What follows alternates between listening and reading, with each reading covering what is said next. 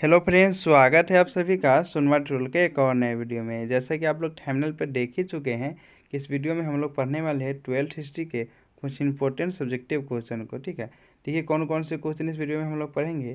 तो देखिए, Simon commission, Nehru report क्या है, कैबिनेट मिशन योजना, माउंटबेटन योजना, अगस्त प्रस्ताव और क्रिप्स मिशन को। ठीक है, इन सभी क्वेश्चन को हम लोग अच्छे से पढ़ेंगे। ठीक है, यह क्वेश्चन आपके एग्जाम में 2-2 नंबर का पूछा जाता है। ठीक है, आप लोग क्वेश्चन बैंक होगा तो देख लीजिएगा। जो भी क्वेश्चन मैं कराता हूँ ना, वो आपको बहुत इंपॉर्टेंट क्वेश्चन रहता है, जिससे कि आपके एग्जाम में पूछे जाने की संभावना ज़्यादा रहता है। क्योंकि 10 वर्षों के क्वेश्चन बैंक हम लोग पढ़ करके उनमें से VVI क्वेश्चन जो भी होता है वो मैं कराता हूँ। ठीक है, तो देख लीजिएगा। आप लोग अगर और भी वीडियो नहीं देखे हैं तो लगभग कई चैप्टर का वीडियो मैं बना चुका हूँ।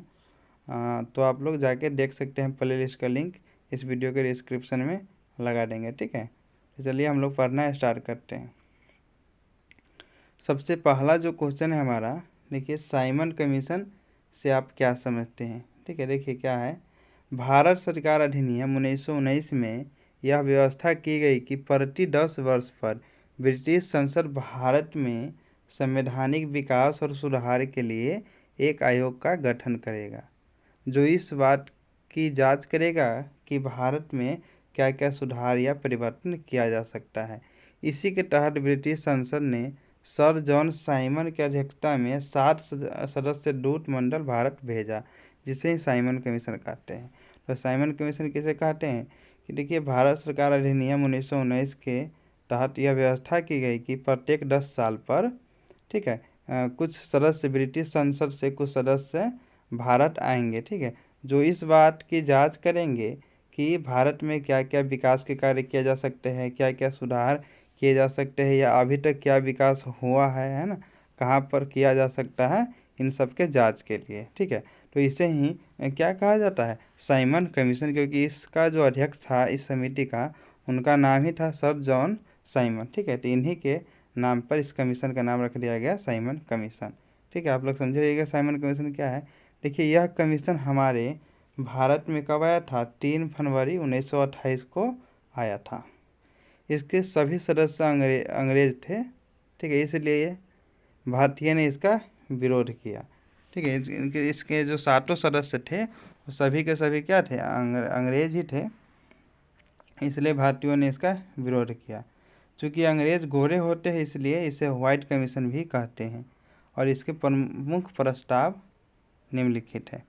ठीक है, देखिए आप प्रस्ताव को हम लोग देखने वाले हैं। देखिए, सबसे पहला इनका जो प्रस्ताव था कि द्वैध शासन को समाप्त करना, प्रांतीय स्वायत्तता की स्थापना करना और मताधिकार का विस्तार किया जाए, वोट सेना का भारतीयकरण किया जाए और प्रांतीय विधान परिषद में विस्तार करना। ठीक है, आप लोग इसको याद कर लीजिएगा। ठीक है, कई बार आपसे सीधा 2 नंबर में ये भी पूछा जा सकता है कि साइमन कमीशन की जो सिफारिशें क्या थी, है ना, प्रस्ताव क्या थे, ये भी पूछ जा सकते हैं। ठीक है, चलिए अगला क्वेश्चन है। देखिए, नेहरू रिपोर्ट क्या है, इसके प्रमुख बातों को लिखें। उत्तर, जब भारतीयों ने साइमन कमीशन का विरोध किया, ठीक है, जमकर विरोध हुआ था, आप लोग पढ़े होइएगा। लाला लाजपत राय की मृत्यु भी इसी कमीशन के विरोध में ही हो गया था, लाठीचार्ज के कारण, आप लोगों को पता होगा। तब भारत में सचिव लॉर्ड बर्केन हो गए यहाँ पे, है ना, विरकेन हेड ने भारतीयों को यह चुनौती दिया कि उसमें यदि योग्यता और मेल है तो ऐसी संविधान की रचना करे जिसे सभी माने। ठीक है, उन्होंने कहा कि तुम नहीं मान रहे हो मेरे संविधान के, मेरे जांच को, है ना, तो तुम खुद ही अपना संविधान बना लो सभी के मेल से। यदि सब मान जाएगा ना, तुम्हें एकता है तो सभी के मेल से बना लो, मैं भी मान जाऊंगा। वो जानता था कि भारतीय में एकता हो नहीं सकता है।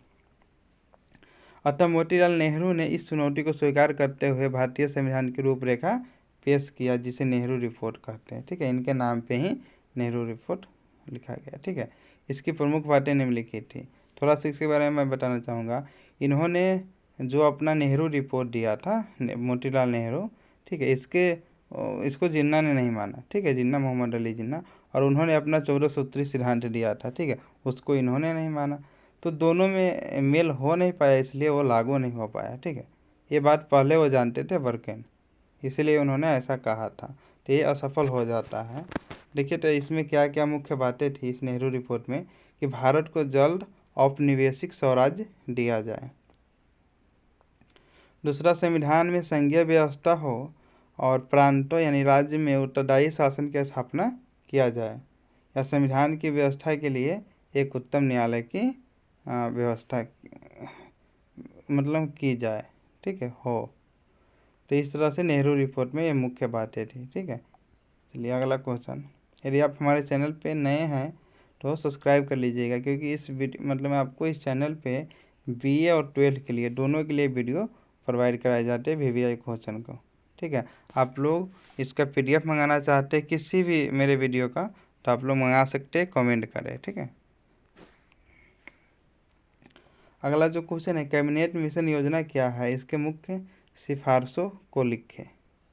ठीक है, देखिए, शिमला सम्मेलन की असफलता के बाद ब्रिटिश संसद ने भारत के सत्ता को भारतीयों के हाथ में सौंपने के लिए, है ना, तथा संविधान के निर्माण के लिए मार्च 1946 में पैट्रिक लॉरेंस की अध्यक्षता में एक प्रतिनिधि मंडल भारत भेजा, जिसे ही कैबिनेट मिशन योजना कहते। इसके मुख्य सिफारिशें निम्नलिखित हैं। ठीक है, देखिए, सबसे पहले कैबिनेट मिशन भारत में क्यों आया था, तो दो कारण से आया था।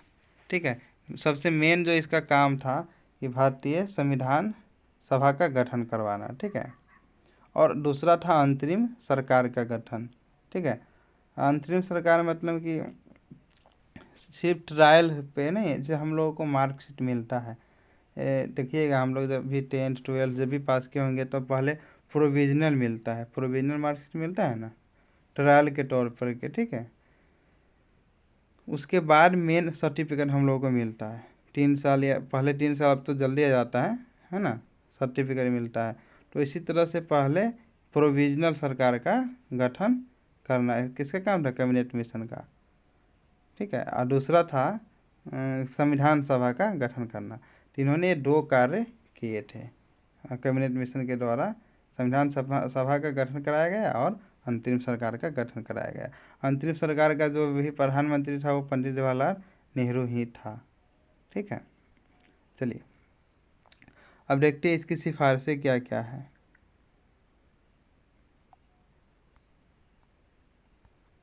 देखिए, एक एक भारतीय संघ की स्थापना की जाए जो विदेश, रक्षा और यातायात का देखभाल करेगा। इनका दूसरा सिफारिश था कि संघ में देशी राज्य और ब्रिटिश भारत के प्रतिनिधियों की एक कार्यपालिका होगी, और प्रांतों के संघीय विषय को छोड़कर सभी मामलों पर पूर्ण स्वतंत्रता दी जाएगी। मतलब केंद्र को छोड़ करके सभी पे स्वतंत्रता दी जाएगी। देखिए, भारतीय प्रांतों को ABC 3 वर्गों में विभक्त किया जाएगा। ये कैबिनेट मिशन की सिफारिशें थी। ठीक है, चलिए, यदि आपको वीडियो अच्छी लगती है तो लाइक ज़रूर से ज़रूर कर दीजिएगा। ठीक है, नहीं तो डिसलाइक भी करके ज़रूर बताइएगा। देखिए, माउंटबेटन योजना क्या है, तो लॉर्ड माउंटबेटन जो 24 मार्च 1947 को वायसराय बनकर भारत आए थे, उन्होंने भारतीय समस्याओं के समाधान व भारत की सत्ता को भारतीयों के हाथ में सौंपने के लिए 3 फरवरी 1947 को एक योजना पेश किया, जिसे माउंटबेटन योजना या 3 जून योजना के नाम से जानते हैं। तो माउंटबेटन योजना क्या है, देखिए, सबसे पहले कि लॉर्ड माउंटबेटन भारत आया था 1947 में, मार्च 1947 में वायसराय के रूप में। ठीक है, और उन्होंने भारतीय को मतलब सत्ता सौंपने के लिए, ठीक है, 3 जनवरी 1947 को एक योजना पेश किया। ठीक है, मतलब किस तरह से भारतीयों को आज़ाद किया जाएगा। ठीक है, उस योजना को ही माउंटबेटन योजना कहते हैं। इस योजना के आधार पर भारत का विभाजन हुआ तथा भारतीय स्वतंत्रता अधिनियम 1947 का गठन किया गया। ठीक है, और 15 अगस्त 1947 को हमारा भारत आज़ाद हुआ। ठीक है, चलिए अगला क्वेश्चन है कि अगस्त प्रस्ताव क्या है और इसके मुख्य बातों को लिखें। देखिए, ब्रिटिश सरकार ने दूसरे विश्व युद्ध में भारतीयों की इच्छा के विरुद्ध उसी युद्ध में ढकेल दिया। ठीक है, लेकिन लेकिन जब उनकी स्थिति बिगड़ने लगी तब भारतीयों का सहयोग प्राप्त करने के लिए 8 अगस्त 1940 को लॉर्ड लिथगो ने एक घोषणा पत्र जारी किया, जिसे ही अगस्त प्रस्ताव कहते हैं। इसकी मुख्य बातें निम्नलिखित। देखिए हुआ क्या था कि दूसरा विश्व युद्ध आप लोगों को पता है 1939 में स्टार्ट हो गया था। तो ऐसे में क्या, जितने भारतीय लोग सैनिक थे, ठीक है, उनको दूसरे विश्व युद्ध में ढकेल दिया। और उस समय तक एक आप लोगों को पता होगा कि भारतीय सरकार अधिनियम 1935 के तहत चुनाव हुआ था, जिसमें कांग्रेस को 8 सीटें मिली थी। तो कांग्रेस का भी एक उस समय महत्व ज़्यादा था।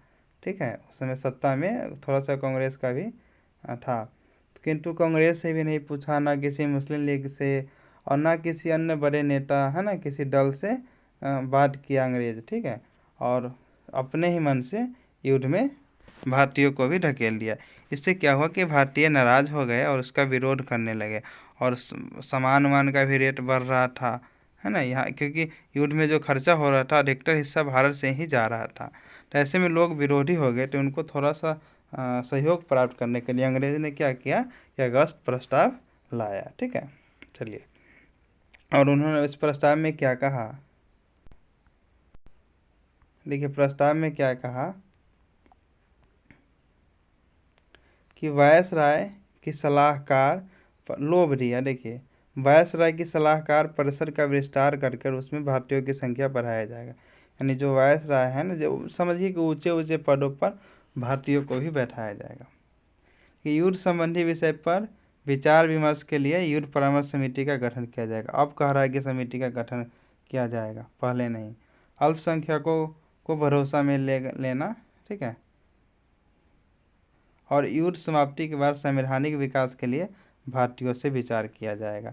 ठीक है, ये सब लोभ दे रहा था, किंतु अब समय ऐसा आ चुका था कि ये असफल हो गया, कोई मानने के लिए तैयार ही नहीं था ये। चलिए, अगला क्वेश्चन इस वीडियो का लास्ट क्वेश्चन है कि क्रिप्स मिशन क्या है। देखिए 22 मार्च 1942 को दूसरे विश्व युद्ध में, आप लोग समझिए, जब अगस्त प्रस्ताव फेल हो गया ना, तब ये आया, क्रिप्स मिशन लाया फिर से, कि 22 मार्च 1942 को दूसरे विश्व युद्ध में भारतीयों के सहयोग प्राप्त करने के लिए ब्रिटिश संसद के द्वारा भेजा गया एक सद्भावना मंडल था, जिसके अध्यक्ष सर स्टेफन क्रिप्स था। इसके उद्देश्य निम्नलिखित थे। देखिए, युद्ध समाप्ति के बाद औपनिवेशिक स्वराज्य की स्थापना। देखिए, इस समय तक हमें औपनिवेशिक स्वराज्य नहीं चाहिए था। इस समय तक क्या है, ये औपनिवेशिक स्वराज्य तो हम लोग 1929 में ही मांग रहे थे। अब देखिए कितना लेट हो चुका है। अब तो पूर्ण स्वतंत्रता चाहिए था, औपनिवेशिक स्वराज्य तो चाहिए नहीं था। ठीक है, तो ये भी वैसे मिशन, क्रिप्स मिशन भी असफल हो जाता है। देखिए बाकी इसकी, देखिए इसमें क्या थी, अल्पसंख्यकों की सुरक्षा की जाएगी। जब तक संविधान सभा न बन जाए तब तक अंग्रेज भारत की सुरक्षा के लिए उत्तरदायी रहेगी। ये सब इनकी मुख्य बातें थी क्रिप्स मिशन की, किंतु ये भी असफल रहा, कोई मानने के लिए तैयार नहीं था। इस समय चाहता था कि हम भारत छोड़ो आंदोलन भी चालू हो गया था ना। तो ऐसे में देखिए, मतलब पूरा लोग चाहते थे कि, मतलब जितने भी नेता था बड़े, गांधी जी या कांग्रेस, वो सब चाहते थे कि अब हमें आज़ादी ही चाहिए, आज़ादी से कम कुछ नहीं चाहिए। इसलिए यह मिशन भी असफल हो जाता है। ठीक है, इस तरह से यह वीडियो समाप्त होता है। नेक्स्ट वीडियो में आप लोगों को फिर आप लोग कमेंट करें किस चैप्टर का वीडियो बनाया जाए। हमारे हिसाब से मैं चाहता हूँ कि संविधान का निर्माण, जो अंतिम आपका चैप्टर है, उसका वीडियो, ठीक है, अब लाया जाए नेक्स्ट। ठीक है, आप लोग कमेंट करिए कि आप लोग किस चैप्टर पे वीडियो चाहिए। ठीक है, चलिए मिलते हैं नेक्स्ट वीडियो में। Thanks for watching this video.